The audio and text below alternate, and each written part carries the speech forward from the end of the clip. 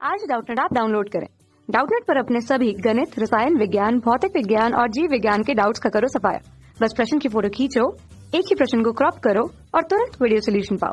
अभी डाउनलोड करें। Hello students, प्रश्न है फूल वाले पौधे में आर्कीस्पोरियम से बनता है। ऑप्शंस हैं केवल टैपेटम तथा स्पोरोजिनस कोशिका, केवल स्पोरेंजियम की भित्ति, दोनों भित्ति तथा स्पोरोजिनस कोशिका, भित्ति तथा टैपेटम।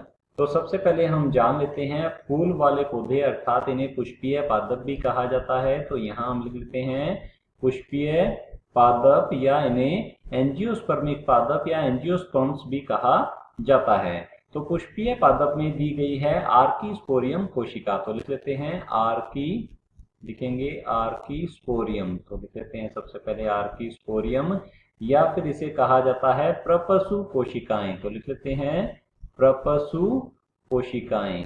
तो यहाँ लिखेंगे प्रपसु कोशिकाएं, या इन्हें आर्कीस्पोरियल सेल्स भी कहा जाता है। तो इससे क्या बनता है और इससे नरजन्नांग में क्या बनता है ये हमें बताना है। तो यहाँ पर जो भी हमें दिए गए हैं इस प्रकार से ये जो दिए गए हैं ऑप्शंस, तो यहाँ पर ये सारे ऑप्शन जो हैं ये नरजन्नांग से संबंधित हैं। तो हमें बताना है कि नरजन्नांग में, पुष्पीय पादपों में नरजन्नांग में आर्कीस्पोरियम से क्या बनता है। तो आर्कीस्पोरियम जो है इसमें सबसे पहले परिणत विभाजन होता है। इन कोशिकाओं में परिणत विभाजन होगा। तो लिख लेते हैं परिणत विभाजन होता है, जिससे कि बाहर की ओर कोशिकाओं की एक परत बनती है और एक जो है अंदर की ओर कोशिकाओं की परत बनती है। तो जिससे कि प्राथमिक वित्तीय कोशिकाओं का निर्माण होता है। तो लिख लेते हैं प्राथमिक, बाहर की ओर जो कोशिकाएं होती हैं इन्हें प्राथमिक वित्तीय, तो लिख लेते हैं प्राथमिक वित्तीय कोशिकाएं कहा जाता है। तो लिख लेते हैं कोशिकाएं कहा जाता है। और अंदर की ओर जो कोशिकाएं बनती है इन्हें प्राथमिक बीजाणुजन कोशिकाएं कहा जाता है। तो लिख लेते हैं इन्हें प्राथमिक बीजाणुजन कोशिकाएं या फिर स्पोरोजिनस कोशिकाएं कहा जाता है। तो लिख लेंगे प्राथमिक बीजाणुजन कोशिकाएं जो है इन्हें कहा जाता है। तो लिख लेते हैं प्राथमिक बीजाणुजन कोशिकाएं। अब प्राथमिक वित्तीय कोशिकाएं जो होती हैं इनमें होता है समसूत्री कोशिका विभाजन। तो लिख लेते हैं इनमें समसूत्री विभाजन होता है और समसूत्री विभाजन के द्वारा ये परागकोश की भित्तियों का निर्माण करती हैं। तो यहाँ हम लिख लेते हैं ये क्या करेगी, ये परागकोश की, या फिर हम जिसे कहते हैं कि ये स्पोरेंजियम या बीजाणुधानी की भित्ति का निर्माण करती हैं। तो हम यहाँ लिख लेते हैं यह लघु बीजाणुधानी। तो यहाँ लिखेंगे लघु बीजाणुधानी की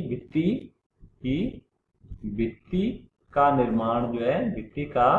निर्माण जो है ये करती हैं। अब भित्ति जो है इसमें भी अलग अलग परतें पाई जाती हैं। जैसे कि सबसे बाह्य परत जो है यह होती है बाह्य परत, इसे एपिडर्मिस भी कहा जाता है। फिर अंदर की ओर होती है, आगे की ओर आ जाएंगी एंडोथीसियम, फिर आ जाती है मध्य परतें और फिर टैपेटम। तो इस प्रकार से ये अलग अलग परतें जो है इसकी भित्ति में पाई जाती हैं। तो इनके हम नाम लिख लेते हैं। लघु बीजाणुधानी की भित्ति में पाई जाने वाले जो परतें होती हैं यह है बाह्य परतें। तो लिख लेते हैं बाह्य परत होती है। और फिर अंदर की ओर होती है अंतःस्थीसियम। तो लिख लेते हैं अंतःस्थीसियम इसे कहा जाता है। तो लिख लेंगे अंतःस्थीसियम या एंडोथीसियम इसे कहा जाता है। और फिर आ जाती है मध्य परतें। तो लिख लेते हैं मध्य परतें आ जाती हैं। और बिल्कुल अंदर की ओर जो है टैपेटम आ जाती है। तो लिख लेते हैं टैपेटम। अब टैपेटम जो है यह लघु बीजाणुजन कोशिकाओं के संपर्क में रहती है। और प्राथमिक बीजाणुजन कोशिकाएं जो हैं इसमें भी समसूत्री विभाजन होता है। इनमें समसूत्री विभाजन के द्वारा किनका निर्माण होता है ये हम देख लेते हैं। प्राथमिक बीजाणुजन कोशिकाओं में समसूत्री विभाजन के द्वारा बीजाणुजन उत्तक या लघु बीजाणु मात्र कोशिकाओं का निर्माण होता है। तो लिख लेते हैं इसके द्वारा क्या बनेगा, बीजाणुजन कोशिकाओं। तो लिख लेते हैं बीजाणुजन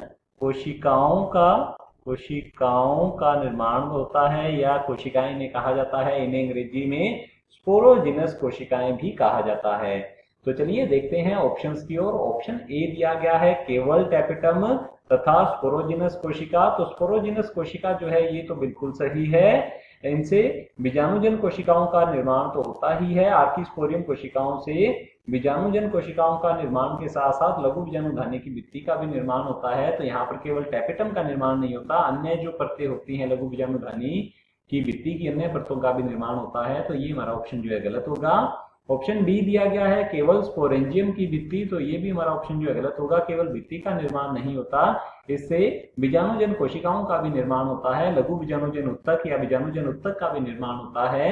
ऑप्शन सी दिया गया है दोनों भित्ति तथा स्पोरोजिनस कोशिका, तो हमारा ऑप्शन सी जो है बिल्कुल सही उत्तर है। जैसा कि हमने अभी डिस्कस किया है, ऑप्शन हमारे पास डी दिया गया है भित्ति तथा टैपेटम। अब टैपेटम जो है यह भित्ति का ही भाग होती है। ये टैपेटम जो है भित्ति की सबसे आंतरिक परत होती है। तो ये भी हमारा ऑप्शन जो है गलत होगा। ऑप्शन सी जो है बिल्कुल सही उत्तर है। कक्षा 6 से 12वीं से लेकर नीट, IIT, JEE वो एडवांस के लेवल तक 1 करोड़ से ज्यादा छात्रों का भरोसा। आज ही डाउनलोड करें डाउटनेट ऐप या व्हाट्सएप करें अपने सारे डाउट्स 8400 400 400 पर।